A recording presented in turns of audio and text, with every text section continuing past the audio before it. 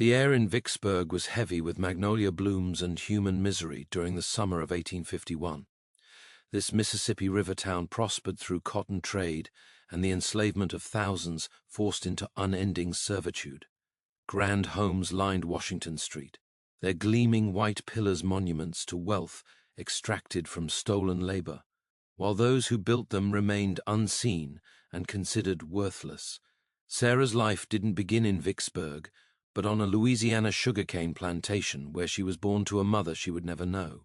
Separated and sold at 6 years old, she carried only scattered memories, a lullaby in darkness, rough hands braiding her hair, the smell of rain-soaked earth.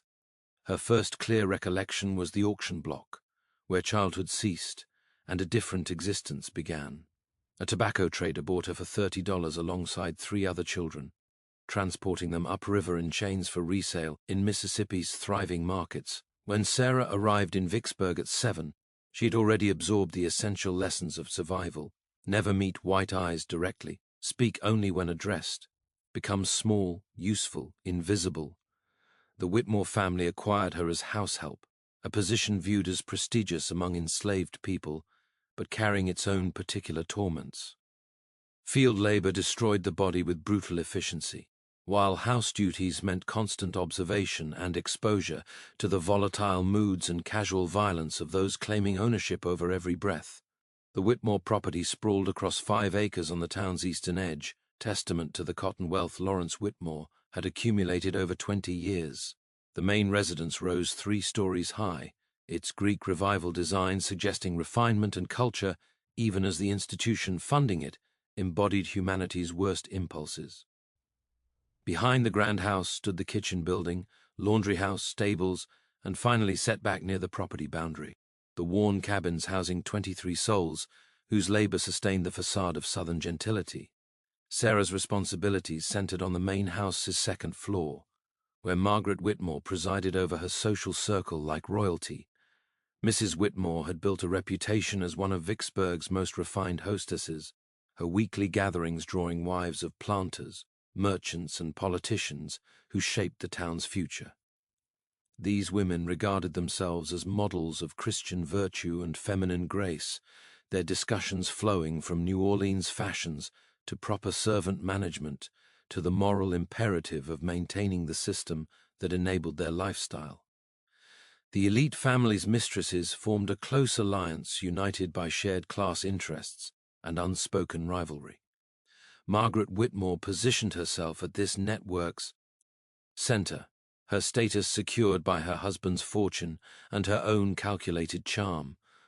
Around her circled 7 other women, representing prominent families: Catherine Brennan, whose husband owned the largest dry goods establishment, Eleanor Hayes, married to a cotton factor controlling much regional trade; Victoria Peaton, wife to a steamboat owner, Josephine Crawford, from a family holding Mississippi land since territorial times; Sarah Louise Mitchell, a judge's wife with political ambitions; Amanda Thornton, married to the bank president; and Rebecca Chandler, whose physician husband treated Vicksburg's wealthy white families.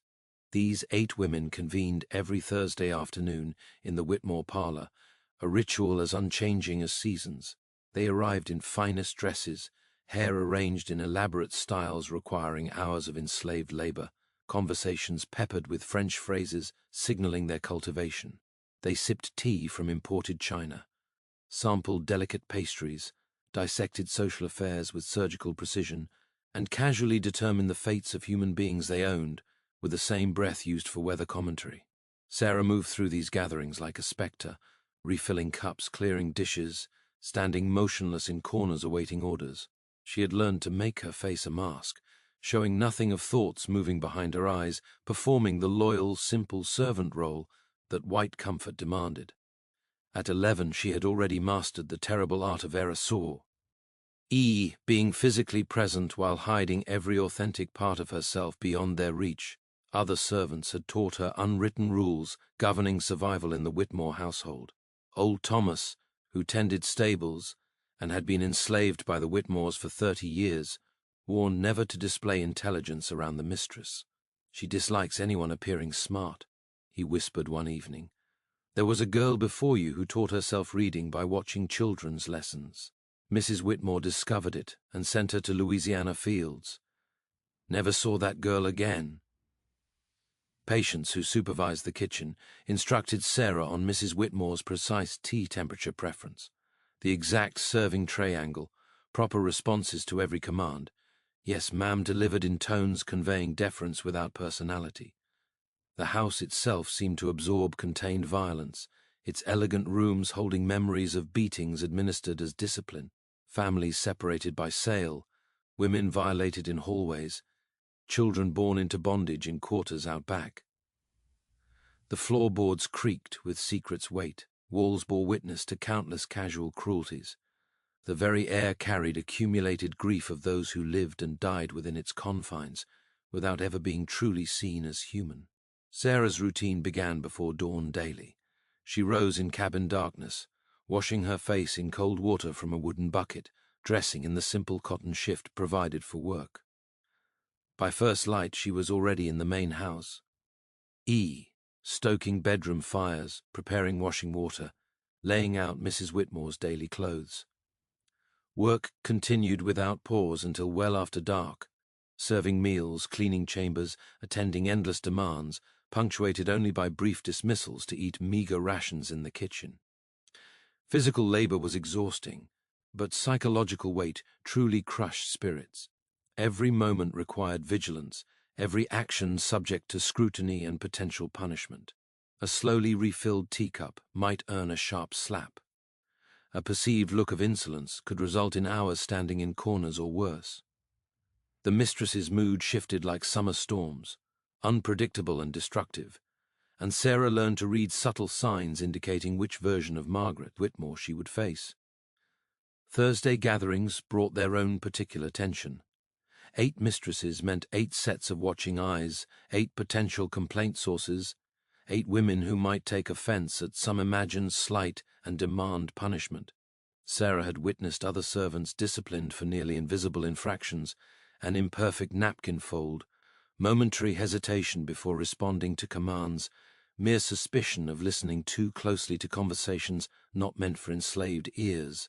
On a late August Thursday, as afternoon heat made air shimmer thick, the 8 women gathered as usual in the Whitmore parlor.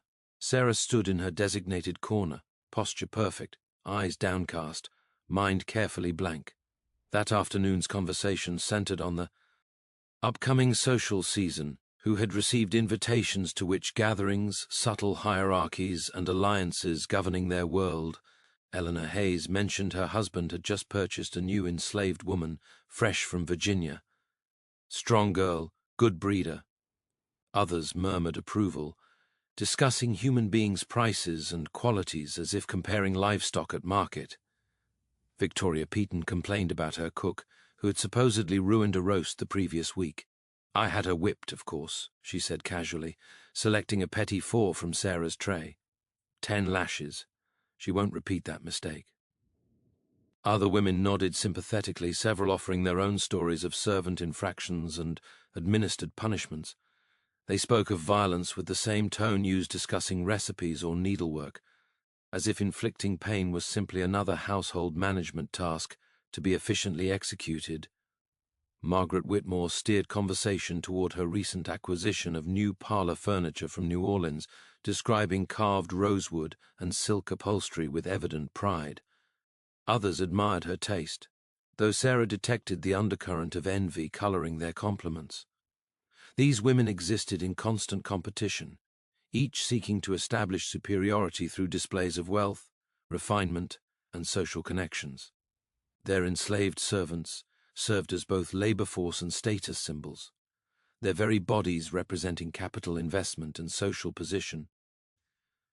As the afternoon progressed, Sarah's eggs began aching from standing motionless for hours, but she showed no discomfort.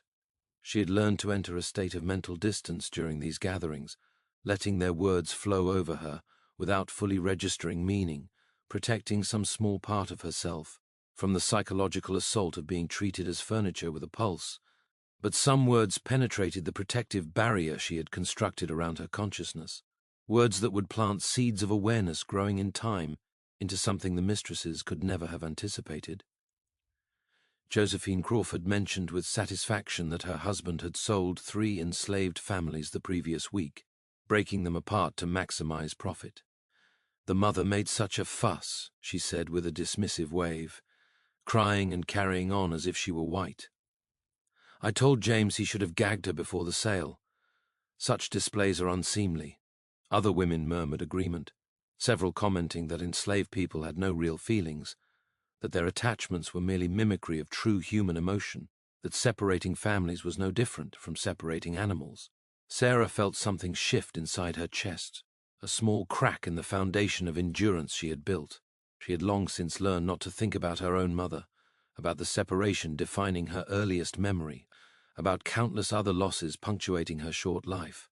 But hearing these women discuss the deliberate destruction of families with such casual indifference, as if love between parent and child was meaningless when it existed in black bodies, something in that moment refused to stay buried. She kept her face carefully neutral, but behind her eyes a dangerous thought began forming. These women were wrong. They had to be wrong. The love she had felt in those fragmentary early memories, the grief she still carried for a mother whose face she could barely remember, the bonds she observed among the enslaved community who found ways to care for each other despite everything. These were real, human, true, which meant the entire structure of lies these women lived by, the myths they told themselves to justify their actions, the casual cruelty they inflicted without conscience, all rested on a foundation of deliberate delusion. The realization was dangerous. To see the truth of her own humanity was to see the magnitude of injustice, and to see the magnitude of injustice was to risk drowning in rage that had nowhere to go, no safe outlet, no possibility of expression without inviting destruction. So Sarah did what she had always done, pushed the feeling down, buried it deep, maintained her mask of blank civility, while something fundamental shifted in the architecture of her inner world. The Thursday gathering ended as the sun began its descent toward the western horizon. The mistresses departed in their carriages, leaving behind teacups to be washed, pastries to be cleared, furniture to be returned to proper arrangement. Sarah moved rough these tasks mechanically, her body performing familiar routines while her mind remained far away, turning over the dangerous thoughts that had taken root that afternoon. Autumn 1851 brought cooler temperatures to Vicksburg, but no relief from the suffocating atmosphere of the Whitmore household. Sarah moved through her 12th year with the practiced efficiency of someone twice her age, her small hands performing tasks, leaving them raw and cracked, her body adapting to relentless demands. The dangerous thoughts that had taken root during that August afternoon remained hidden, carefully buried beneath layers of enforced compliance, but they grew nonetheless, fed by each new cruelty she witnessed, each casual act of violence, each conversation among the mistresses revealing the depths of their moral corruption. Thursday gatherings continued with clockwork regularity, and Sarah's role in them became increasingly complex. As Mrs. Whitmore demanded ever more elaborate presentations for her social circle, refreshments grew more sophisticated, requiring additional kitchen labor. Parlor arrangements became more ornate, necessitating hours of preparation. Margaret Whitmore had decided to elevate her position among Vicksburg's elite through displays of refined taste, and this ambition translated into intensified pressure on the enslaved workforce, making her aspirations possible. October brought a new development that would prove significant in unexpected ways. Catherine Brennan's Utah, 15-year-old Elizabeth, began attending Thursday gatherings as part of her introduction to Southern womanhood's social rituals. Elizabeth watched older women with careful attention, absorbing their mannerisms, conversational patterns, casual exercise of power over enslaved servants attending them. Sarah observed the girl's education in cruelty, watched her learn to dismiss the humanity of those serving her, saw the process by which one generation transmitted its poisonous values to the next. But Elizabeth proved more complex than the simple replica of her mother that Sarah had anticipated. The girl sometimes caught herself mid-sentence, uncertainty flickering across her face when conversation turned to particularly brutal subjects. Once, when Victoria Peaton described in graphic detail a whipping she had ordered for her cook, Sarah noticed Elizabeth blanch slightly, her teacup trembling. The moment passed quickly, the girl recovering composure and forcing a smile matching the others. But Sarah had seen it, a crack in the armor of indifference, suggesting not everyone accepted the system's cruelty with equal comfort. The insight was dangerous in its own way because it complicated the clear lines Sarah had drawn in understanding her world. If some white people questioned the violence, even momentarily, even silently, then the system was not simply an inevitable force of nature, but something maintained by choice, by complicity, by active suppression of moral doubt. His realization somehow made everything worse because it meant the suffering was unnecessary, that it could stop if enough people chose differently, but they continued choosing violence anyway. November arrived with unseasonably cold weather, and the Whitmore household prepared for the winter social season. The mistresses planned an elaborate Christmas gathering, and Mrs. Whitmore threw herself into preparations with manic energy. Sarah found herself working even longer hours, her sleep reduced to brief periods of exhausted unconsciousness before next day's demands began. Her hands, already damaged from constant labor, developed painful cracks that bled when she flexed her fingers.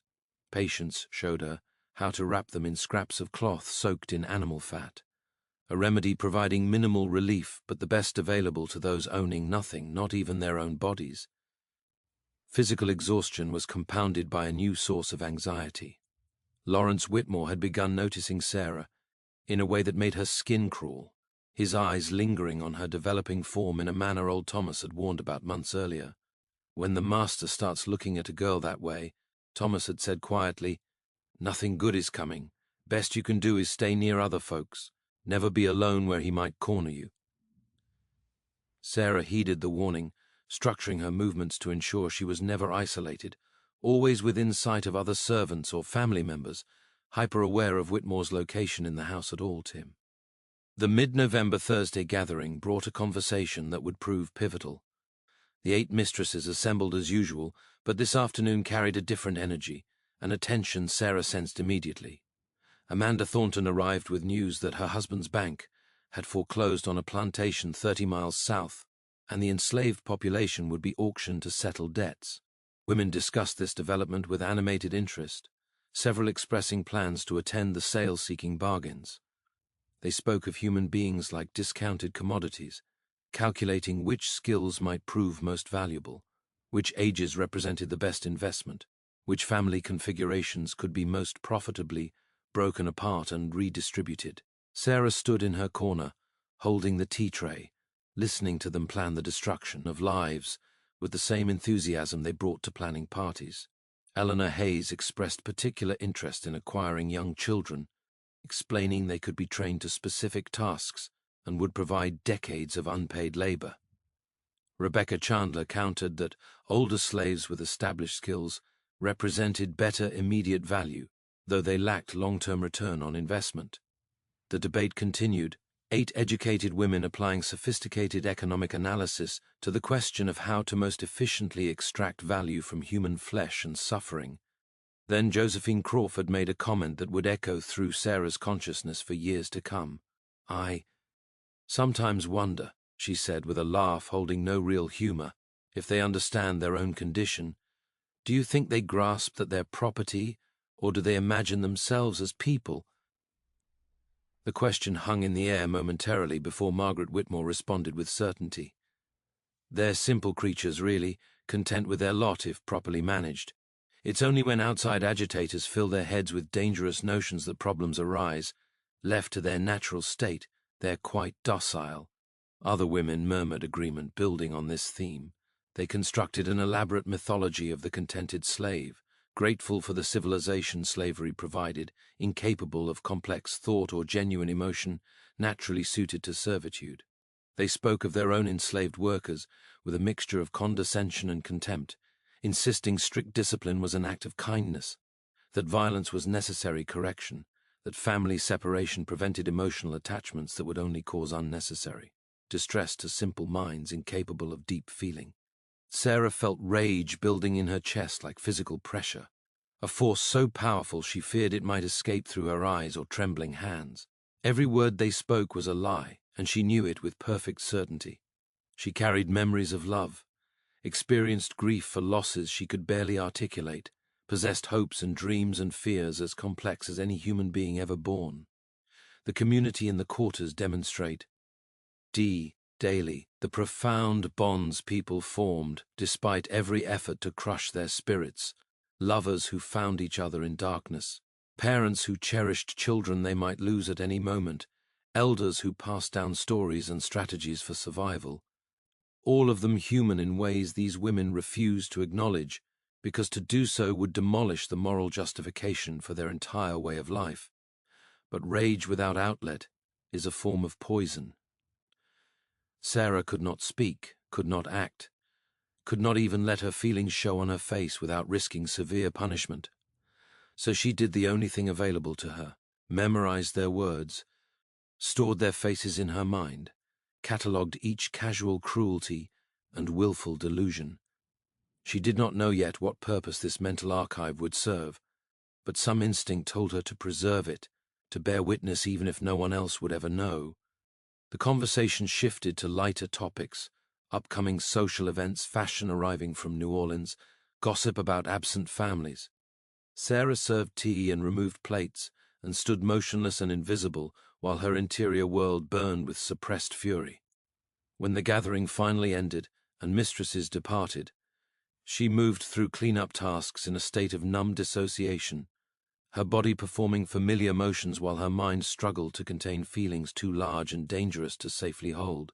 That evening, after the main house had gone dark and quiet, Sarah sat on the steps of the cabin she shared with other Hugh's servants. November air bit at her skin, but she welcomed the physical discomfort as distraction from the turmoil inside her. Patience emerged from the cabin and settled beside her, saying nothing at first, just offering the comfort of presence. After a long silence, the older woman spoke quietly. "You learning to hate them?" It was not a question, and Sarah did not pretend otherwise. "Yes," she whispered, the admission feeling both dangerous and necessary. Patience nodded slowly. "That's natural. That's human. But you got to be careful with it. Hate without wisdom will get you killed.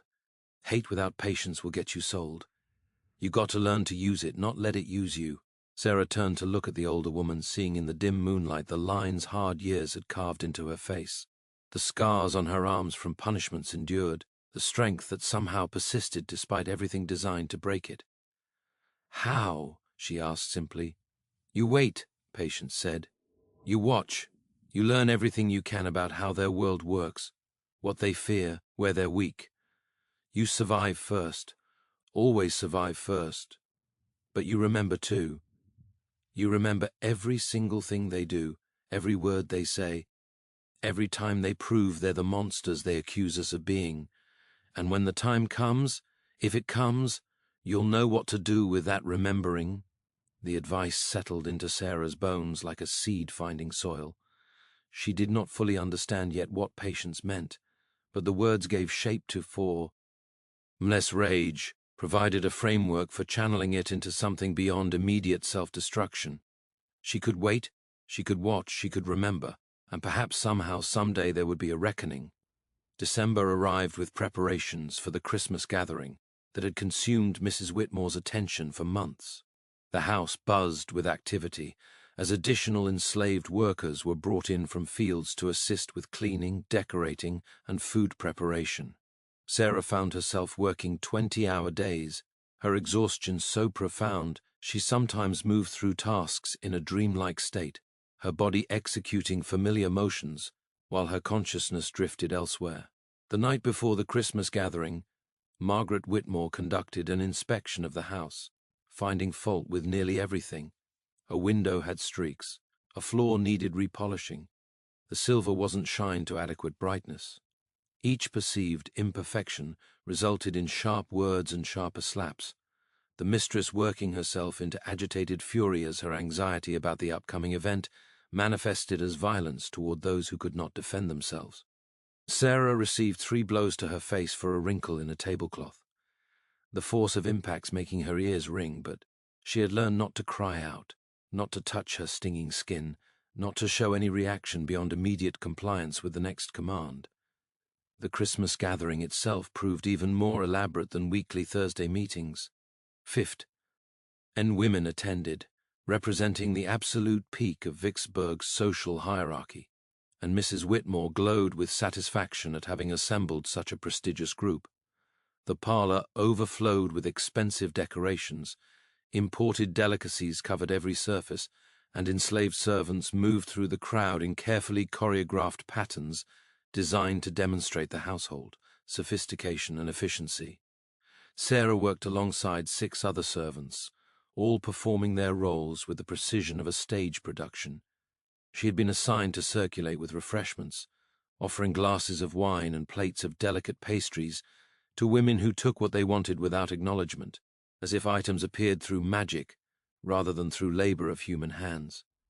Conversations swirled around her: politics, fashion, complaints about servants, expressions of satisfaction with the social order placing them at its apex. Then, in a moment that would alter the trajectory of multiple lives, disaster struck in the form of a simple accident.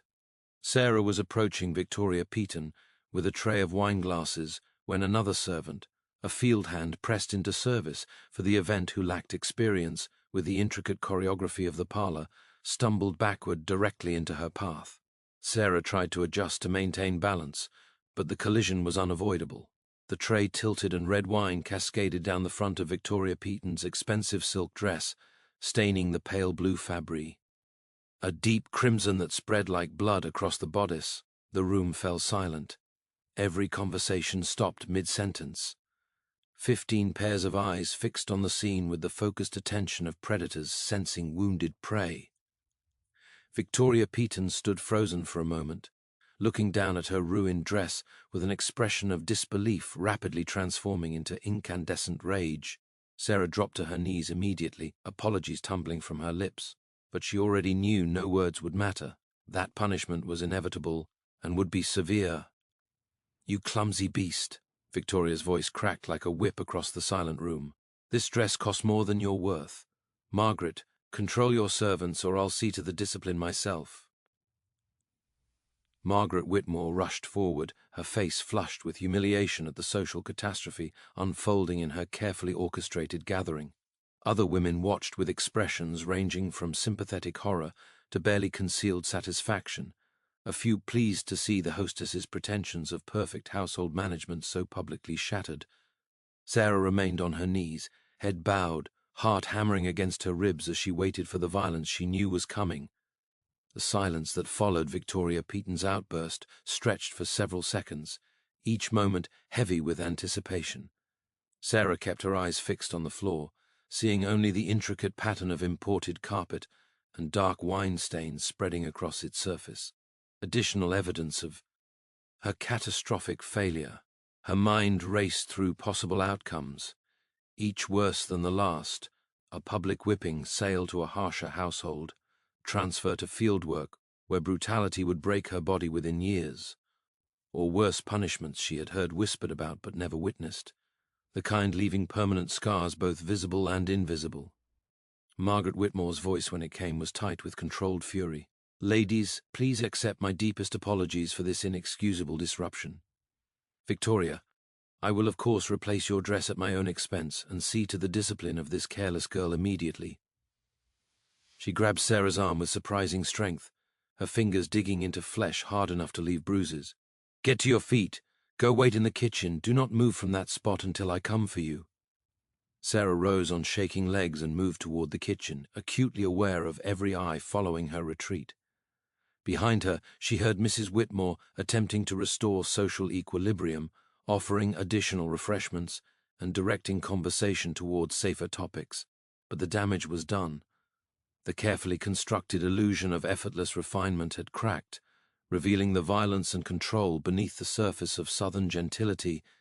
In the kitchen, Patience was overseeing preparation of additional food when Sarah entered. The older woman took one look at her face and understood immediately. What happened? Wine on Mrs. Peaton's dress, Sarah whispered, her voice bare. Lie audible. It wasn't my fault. Another servant backed into me, but doesn't matter whose fault it was. Patience interrupted gently. Never does. She pulled Sarah into a brief embrace, then stepped back and composed her features into neutrality as footsteps approached. You be strong now. Whatever comes, you survive it. You hear me? Sarah nodded, just as Margaret Whitmore swept into the kitchen, her face a mask of cold rage. Come with me, she commanded, not waiting to see if Sarah followed. They moved through the back hallway to a small storage room Sarah knew was sometimes used for punishment, its walls thick enough to muffle sounds the mistress preferred guests not to hear.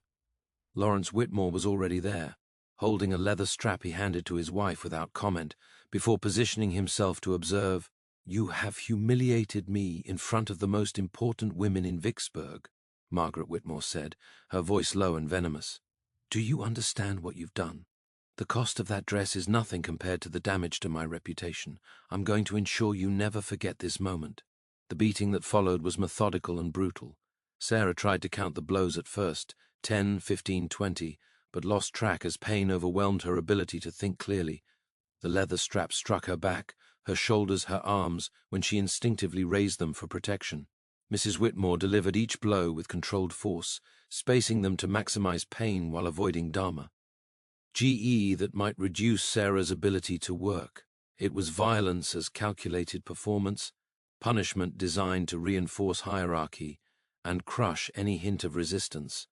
When it finally ended, Sarah lay crumpled on the floor, her body a geography of pain, her dress torn and bloodied. Margaret Whitmore stood over her, breathing hard from exertion. Clean yourself up and return to work, she commanded. The gathering continues, and I expect you to serve with a smile on your face, as if nothing happened. If you cannot manage that simple task, I will have you sold south to the cotton fields, where you'll learn what real work means. Sarah forced herself to her feet, swaying slightly from pain and shock. She managed a whispered, "Yes, ma'am," before stumbling out of the room. In the kitchen, Patience was waiting with a damp cloth and a clean dress. The older woman worked quickly, washing blood from Sarah's back and helping her change into fresh clothing. "Can you stand straight?" she asked quietly. Sarah tested her posture, feeling the pull of torn skin and forming bruises. "I have to," she replied simply. "That's right. You do what you have to do. You survive." Patience adjusted the dress to conceal as much damage as possible, then guided Sarah back toward the parlor. "You're stronger than they know. Remember that." Sarah returned to the gathering carrying a fresh tray of refreshments, her face composed into the blank civility expected, her movements careful to avoid revealing the agony each step caused. "Ed." The mistresses had moved past the earlier disruption, their conversation flowing smoothly as if nothing significant had occurred. Victoria Peaton had departed to change clothes, but others remained, sipping wine and nibbling pastries, while the girl they had watched be dragged away for punishment served them as if transformed back into useful furniture.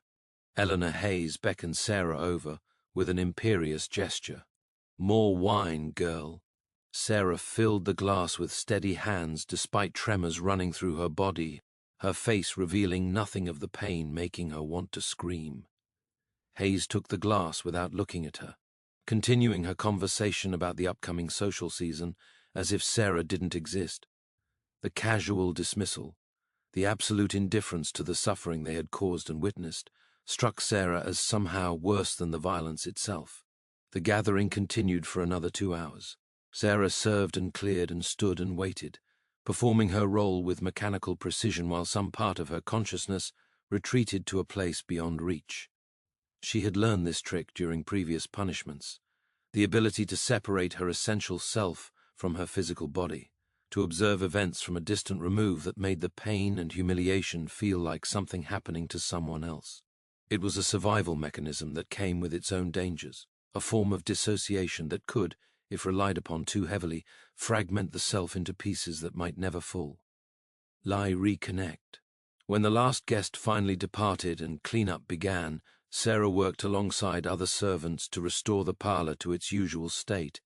Every movement sent fresh waves of pain through her damaged back, but she showed no sign of it, having learned that displays of suffering only invited more cruelty.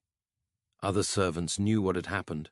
Word spread quickly through the enslaved community, but no one spoke of it directly. They worked in companionable silence, their shared understanding needing no verbal expression. It was after midnight when Sarah finally made her way back to the cabin, exhausted beyond measure but unable to sleep when she lay down on the thin pallet serving as her bed.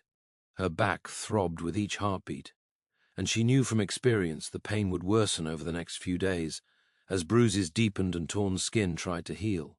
But worse than physical pain was the psychological weight, the knowledge this violence could happen again at any moment for any reason or no reason at all, that her body existed at the absolute mercy of people who viewed her suffering as both necessary and righteous. Patients sat beside her in the darkness, applying a poultice of herbs to the worst welts. "I know it doesn't feel like it now," the older woman said quietly, "but you got through today. That counts for something. Every day you survive is a small victory they can't take from you." "It doesn't feel like victory," Sarah whispered. "It feels like dying by inches." "I know. Child, I know." Patience's hand rested gently on Sarah's shoulder, one of the few places not damaged by the beating. "But you're still here. You're still breathing. You still got yourself, the part of you they can't touch. No matter what they do to your body, that's what you hold on to." The days following the Christmas gathering brought no respite. If anything, Margaret Whitmore drove the household staff harder, as if determined to restore her sense of perfect control after the public embarrassment. Sarah worked through pain that made simple tasks feel monumental, her healing injuries protesting every movement. She developed a slight fever as her body fought infection in the deeper welts, but there was no question of rest or medical care. Enslaved workers received treatment only when their condition threatened their ability to labor, and Sarah's injuries, while painful, did not prevent her from performing her duties. Thursday gatherings resumed in January with the 8 core mistresses plus Elizabeth Brennan, who had become a regular attendee. Sarah noticed the young woman watched her with something that might have been concern or curiosity, a heightened attention making Sarah uneasy. Being noticed, even sympathetically, was dangerous. It drew attention that could lead to unwanted complications, to questions about why one servant merited special consideration when the entire system depended on treating the enslaved population as interchangeable units of labor, conversations, ammo. The mistresses that winter grew increasingly political as national tensions over slavery intensified. The Fugitive Slave Act had passed the previous year, and the women discussed with satisfaction the increased mechanisms for capturing and returning escaped slaves. They spoke approvingly of violence against abolitionists, celebrating attacks on those who questioned the divine right of white Southerners to own human beings. Their certainty was absolute, their moral universe constructed on foundations they never examined, their complicity in a system of extraordinary cruelty justified by myths they had absorbed since childhood and never thought to question. Sarah listened and remembered. Each conversation added to her growing understanding of how the system functioned, where its vulnerabilities lay, what these women feared most.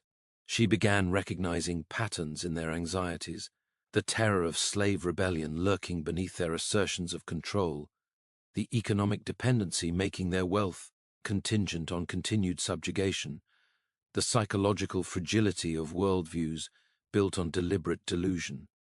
They were powerful, but their power rested on foundations more precarious than they acknowledged. In February, an incident occurred that would prove significant in unexpected ways.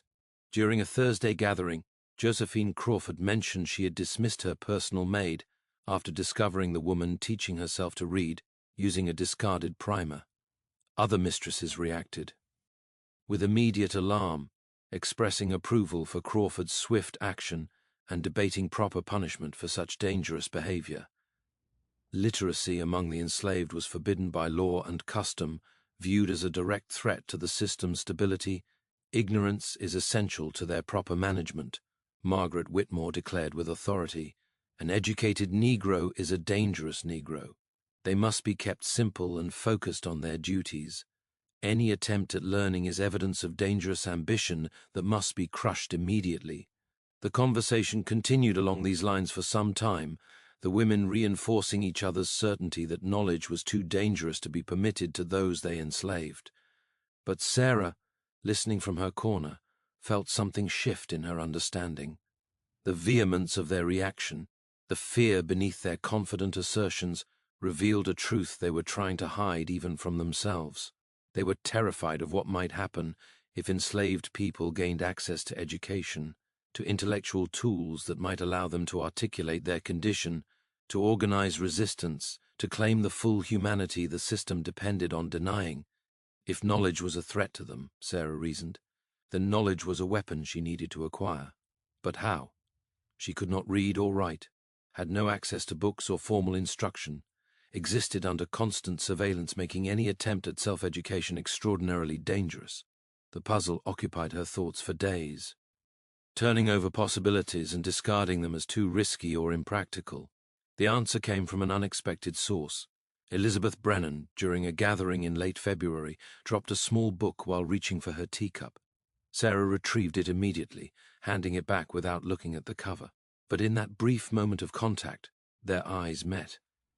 Elizabeth held her gaze for a second longer than was comfortable, something unreadable passing across the young woman's face. Then the moment passed. Elizabeth took the book with a quiet thank you, and the gathering continued without incident. But that night Sarah found a piece of paper tucked into the pocket of her dress, a page torn from a primer containing the alphabet printed in clear letters with corresponding simple words for each. At the bottom, in neat handwriting, "Hide this. Memorize it, destroy it." No signature, but Sarah knew where it had come from. The gift was dangerous for both of them. If discovered, Elizabeth would face social censure, and Sarah would face brutal punishment. But it was also a lifeline, an opening into the world of knowledge the system fought so hard to deny her. Sarah spent the next weeks memorizing that single page, studying it in stolen moments when she was alone in the cabin before dawn or after dark. She traced the letters with her fingers, sounded out words silently, committed every detail to memory until she could reproduce the entire page in her mind with perfect accuracy. Then, as instructed, she burned it carefully, scattering the ashes where they would never be found. The knowledge remained, though, encoded in her consciousness where no one could take it from her. Spring arrived in Vicksburg with an explosion of color and life that seemed to mock the darkness of human cruelty contained within the town's elegant homes. Azaleas bloomed in riots of pink and white, dogwood trees spread delicate branches over manicured lawns, and the air grew thick with the mingled scents.